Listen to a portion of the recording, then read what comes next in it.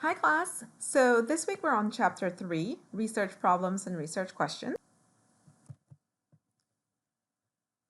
Alright, so the objectives for this chapter is to list and briefly describe the first two steps in the social work research process, describe the concept of operationalization, and provide an example of its relevance to social work research. Discuss how sensitivity to culture at each step of the research process will produce better information, and apply criteria to critically evaluate this research problem. So in conducting research to produce useful information for social work research, it requires to have careful planning, having a sound design. You will also need to have adequate resources and a step-by-step process.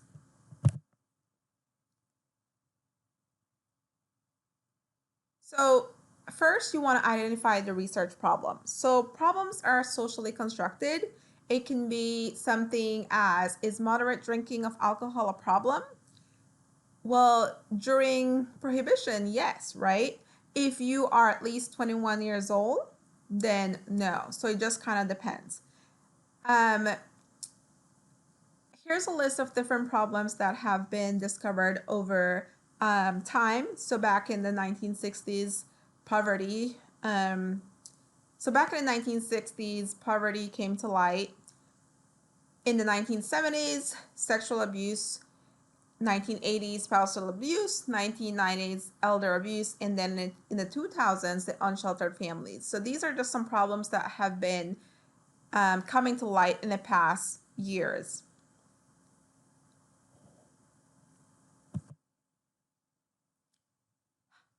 All right, so how problems are selected for research? Well, the frequency with which they occur, right? So how often is a problem happening? How big of a problem it is? For example, the extent of human suffering produced. So how many people is this affecting? What is the extent of this suffering? Another consideration would be the cost to society. So how much is this going to cost society? The lack of attention a problem may have received in the past. So a lot of times you may come up with a research problem because there has not been a lot of research done in the past. And so there may be a big reason as to why you want to research that problem. Another reason may be that the belief that the problem can and should be addressed. And finally, that funding is available.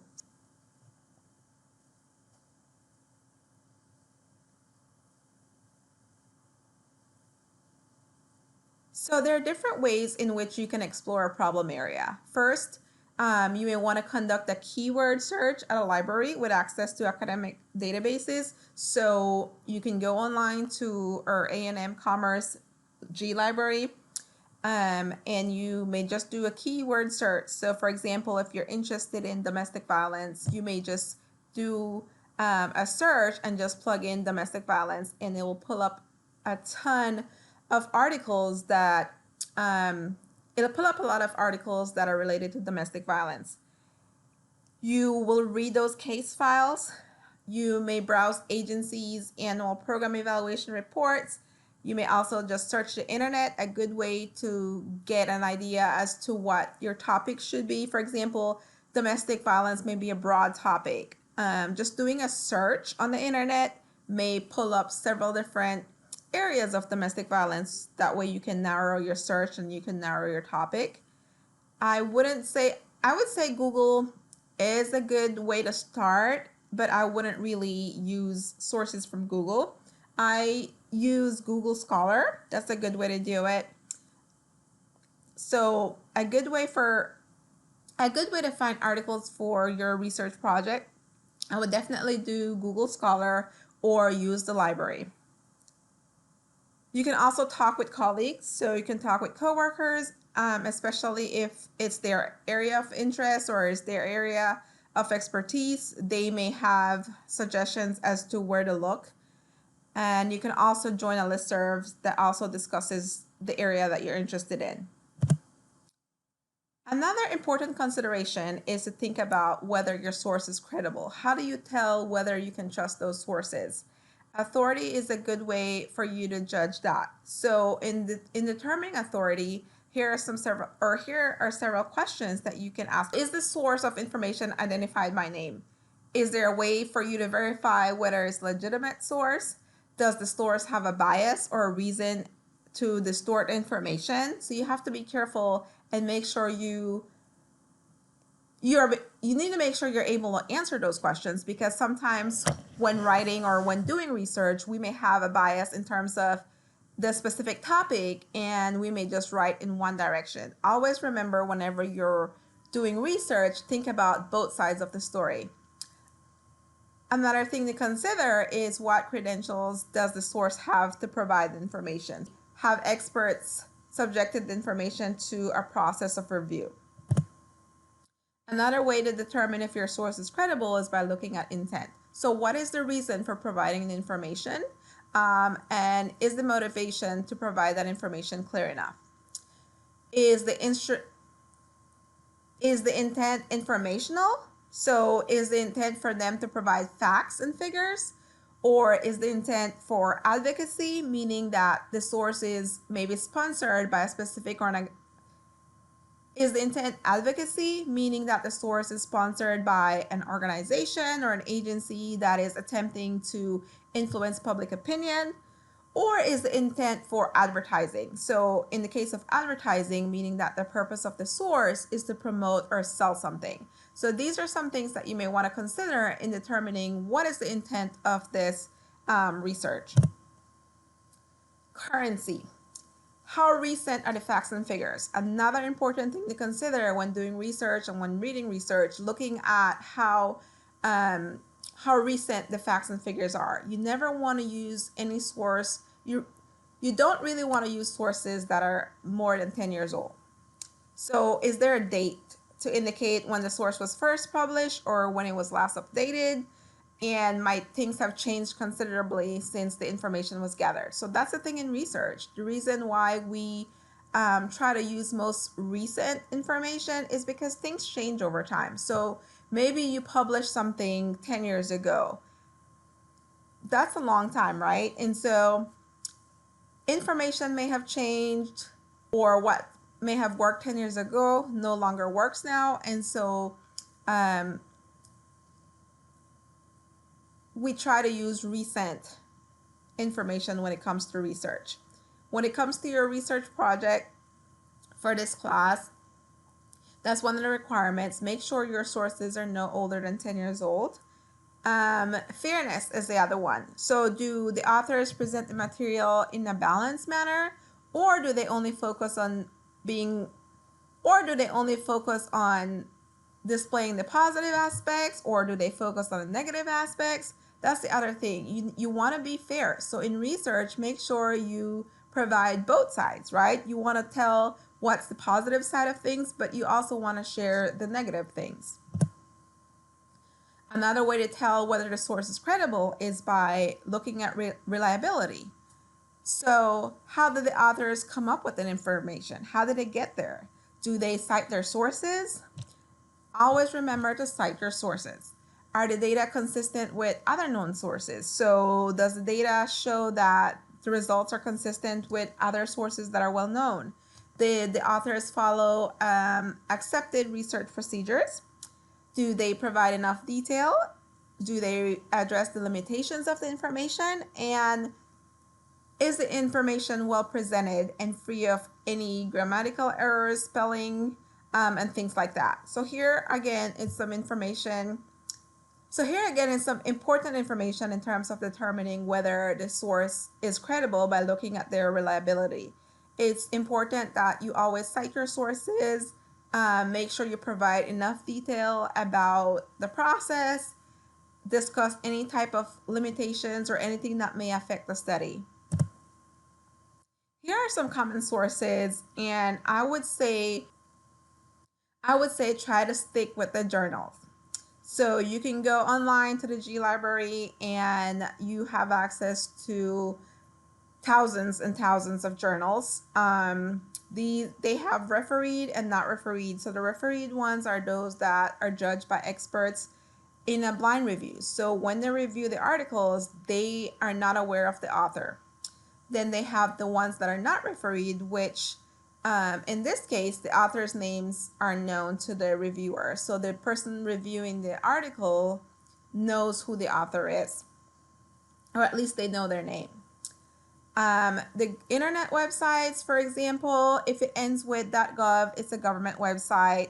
.edu, you know, it's an educational website.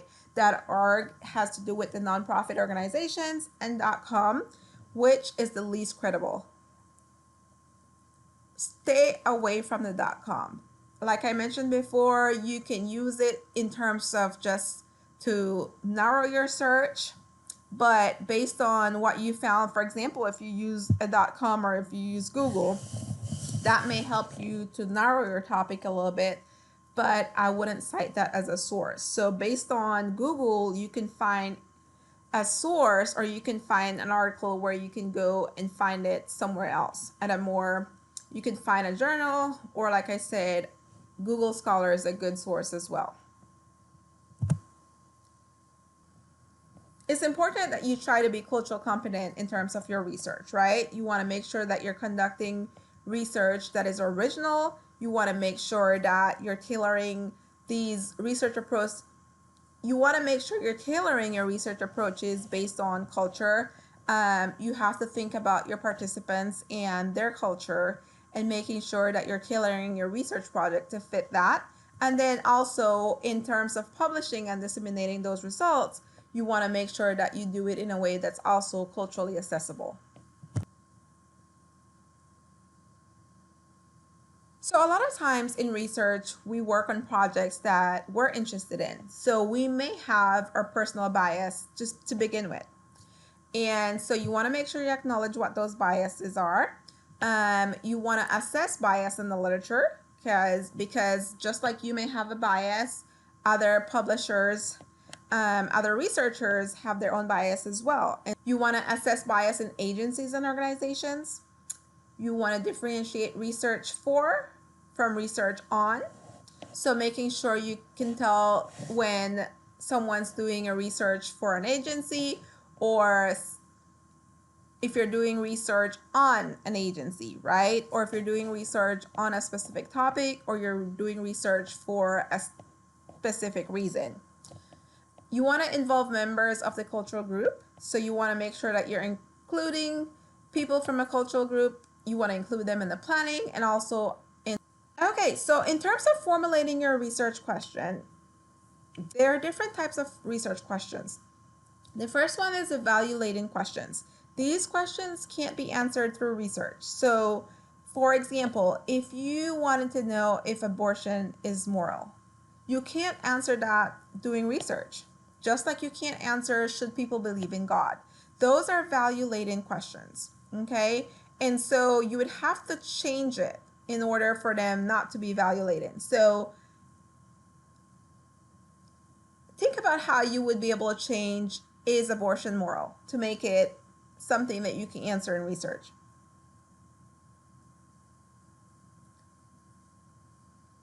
So maybe asking something like, do you think abortion is moral? Okay. Do you believe people should believe in God? Okay. Because then you're asking people's beliefs, you're asking people's perceptions. Exploratory research is when there's little known about that specific area. A perfect example here is, what is the experience of gay teens who are homeless? This is an area that's exploratory because there's not much research done in the area and there's not a lot known about that area. Descriptive questions focus on the characteristics of a population or a problem. For example, how many families have lost retirement benefits and with what consequences? With the explanatory questions, they focus on testing a theory, explaining something, or predicting something. So here's an example. Why do some abused children lead healthy lives as adults, whereas others develop chronic medical conditions? So here, you're going to try to explain something or predict something. so let's talk about literature reviews. A lot of times, students summarize articles as a literature review. However, that's not what a literature review is. A literature review is to help you gain an understanding of knowledge and ideas that have been established in a problem area. You are looking to identify any strengths and weaknesses of the existing knowledge.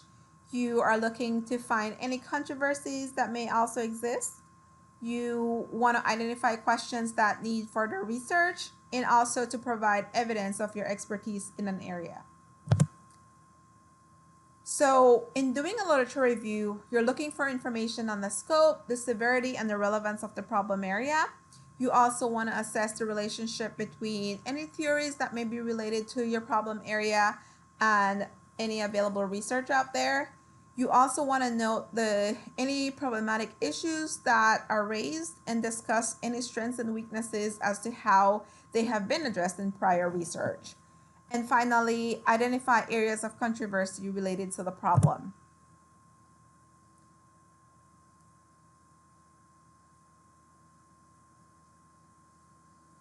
So in doing a literature review, you're synthesizing the literature review into a summary of what is known and what is not known.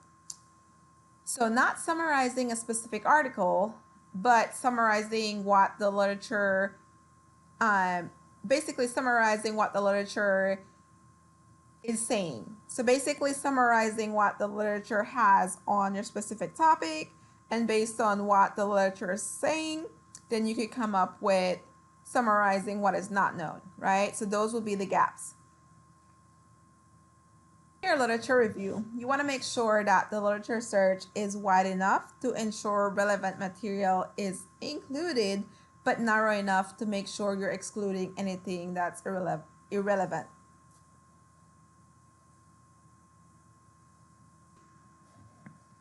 Also relate the study you propose to do to the previous literature.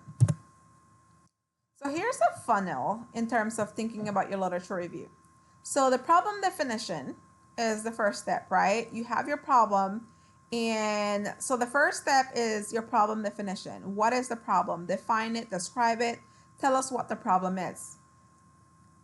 Going down, you want to talk about the size of the problem, how serious of a problem it is, any cost to society, a specific group, whatever the cost may be related to. Your next step would be to talk about any relevant theory that's applicable to the topic. And then that will flow into any relevant research available. And after talking about the relevant research, you'll come up with problems or gaps based on what the current research is saying. And finally, based on those gaps, you'll come up with research questions. So you may have a topic at the beginning, right? Your problem. What is the problem that you're trying to address? Define that problem. Talk about the size of the problem, the severity, the cost. Once you do that, talk about any relevant theory that may apply to your topic. Once you do that, you want to talk about any relevant research. Next, you talk about the problems and gaps based on what the literature is saying. And based on your gaps, you come up with your research questions. So you should not, or you may not have your research questions at the very beginning. The very beginning, you'll have like a problem, and then you're going to go down the funnel with that. Here are some questions in terms of evaluating your research question. You want to make sure that the question is logically related to the identification of the problem area. You want to make sure that the question can be answered through research, meaning that it cannot be a question that's value laden. You want to make sure that the question has not been answered. If it has been, what related question might you ask? So if you're interested in a topic, that's what the literature review comes in. You search the literature and see what the literature is saying on your topic. However, if you had a question and you found your answer in the literature review, then you may want to come up with additional question as to, based on the literature review, what are questions that have not been answered that you can do your research on. You don't want to do something that has already been answered. Answering the questions will be useful for informing social work practice, developing social policy, or advancing theory. So you want to make sure that another way to evaluate your research question is looking as to whether answering this question will be useful. Is it going to inform social work practice? Is it going to develop any social policy, or is it going to advance a theory? Also, make sure that your question is sensitive to issues of culture.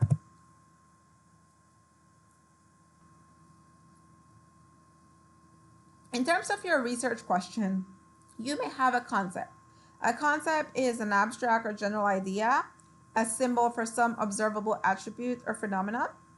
So you may come up with a research question, and then based on that question, you may have specific concepts that you would need to measure in order to answer your research question.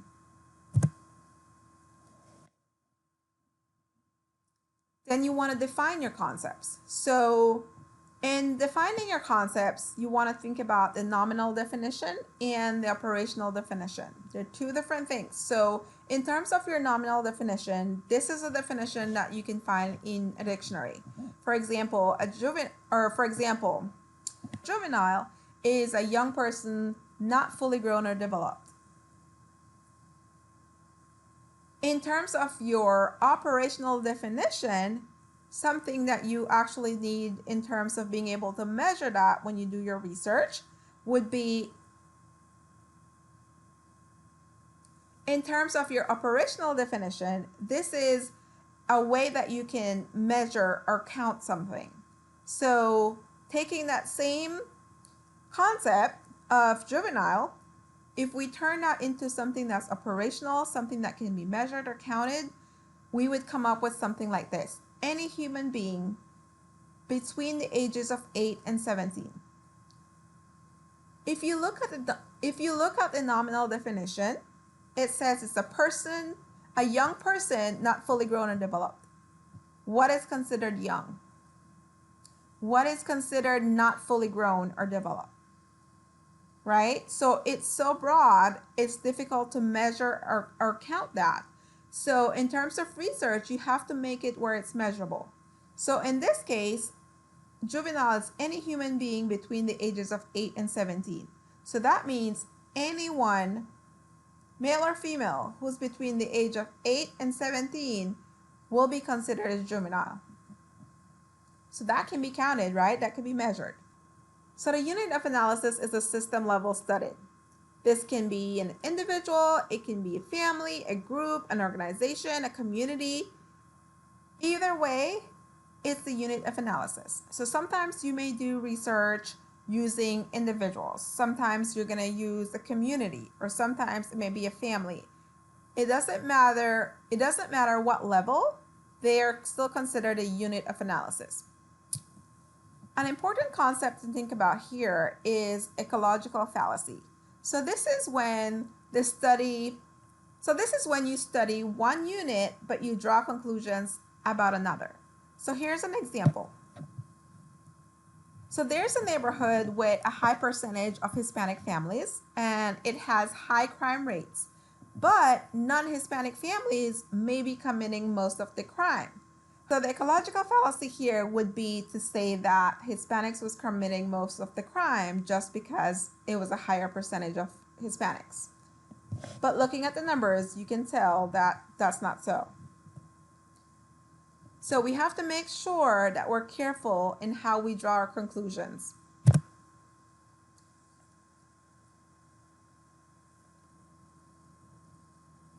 So with the cross-sectional study that's done at one point in time, the census is a perfect example of that. So the survey is done only at one point in time. They don't ask you to do the survey multiple times.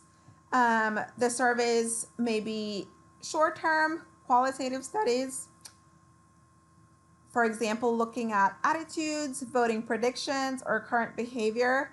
You can also do a needs assessment, because it would only need to be done at one point in time. With cross-sectional studies, they are hard to interpret because you can't interpret cause and effect. One benefit of cross-sectional studies is that it's relatively cheap and it's easy to do. Longitudinal study. Longitudinal study, there's several different ones. So there's the trend study. This one changes in a group over time. So looking at any changes in a group over time. Again, the census can also be a part of this because they follow up every 10 years or something like that. Cohort studies are studies that measures groups over time, so they follow a specific group. So if you're doing a research study on boomers or Generation Y or millennials, those are cohort studies because you're following a specific group over a period of time. Panel studies are when our panel study is when you're looking at the same people each time over time. So the weaknesses of this type of study is that they're expensive, they're complex.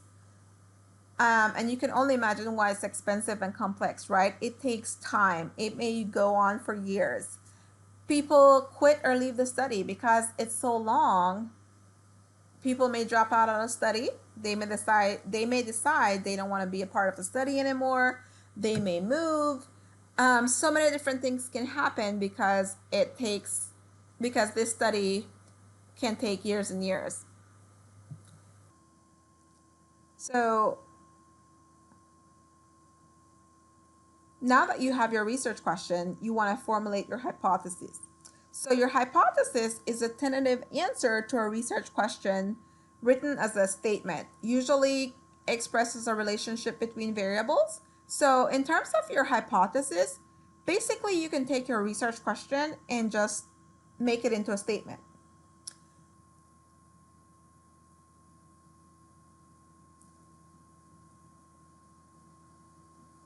Your variable is a concept that can vary. So for instance, the concept of recidivism is a variable because offenders can either commit another offense or not. So it can change, it can vary. The concept of sexual orientation can also be a variable because individuals can identify themselves as heterosexual, gay, lesbian, bisexual. So it can vary, right? That variable can have different meanings. A constant is a concept that does not vary. So for instance, in a research study that is concerned only with females, gender would be a constant rather than a variable because you're only looking at females. Therefore, it will not vary. It will stay the same.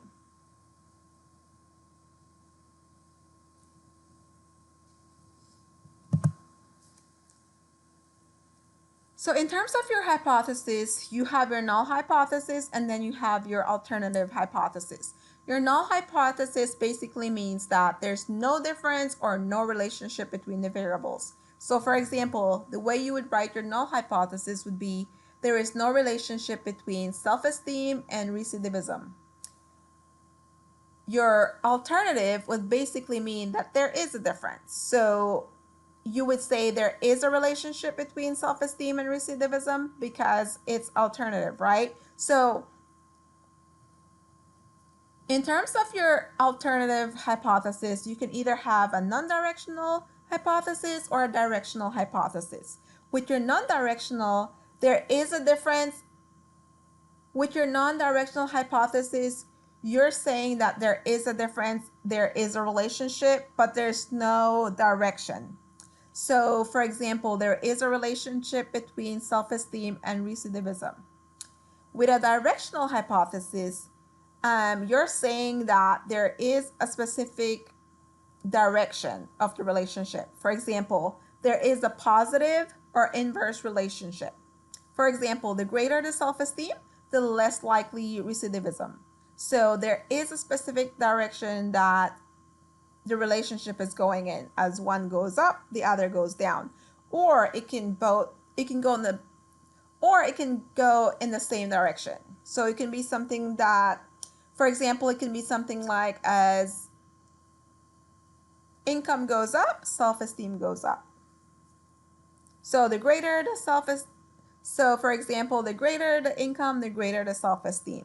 So directional just means that the relationship is going in a specific direction. It can be going in a positive direction, or it can be in an inverse direction where as one of the variables go up, the other goes down. Extraneous variables basically represents the alternative explanations for observed relationship. So sometimes there may be a third variable that's also contributing to the changes or to the effects, and these are called extraneous variables. For example, income is related to both self-esteem and recidivism. So looking at the relationship between self-esteem and recidivism, sometimes there may be a third variable that also can be affecting your results. And whenever you're doing research, you have to think about that sometimes, making sure that you're looking at other possibilities or other relationships that can also be contributing to what you're seeing. In coming up with your research questions and formulating those questions and hypotheses, you want to make sure to explore culturally specific meanings. Always remember that concepts do not necessarily have equivalent meanings across all cultures, so they may be different in different cultures. For example, the concept of wealth has a variety of meanings across culturally diverse populations. To one culture, wealth may mean money, to another culture, the presence of children, and to another culture, spirituality. So, different meanings across cultures. You want to determine valued measures of success. So, measures of success and what is valued also differs across cultures. The concept of independence, for example, is generally valued as a healthy developmental task for adolescents in North American families. But to a traditional Hindi family, however, adolescent independence is not only irrelevant but also undesirable. You want to make sure to anticipate any potential consequences that affect participants of that cultural group. So consider how collected data might be misused, anticipate any harm, whether it's physical or psychological, and how those misuses can hurt participants. Okay. You also want to anticipate any potential consequences. So you want to consider how the collected data might be misused. You want to anticipate any harm, whether it's physical or psychological, that such misuse could inflict on the risk. You also want to think about privacy issues for that specific culture. Seek and use feedback. So research participants should be directly involved throughout all phases. Research participants should be directly involved throughout all phases of the research process. And finally, using precise and sensitive language. All right, so this brings us to the end of chapter 3 on research problems and research questions. Hopefully this chapter gave you a better idea of formulating your research questions and gave you some things to think about in terms of developing those research questions. We'll discuss more on this. If you have any questions about anything covered in this lecture or from reading chapter 3, we can discuss that during our live sessions. All right, you guys have a great week.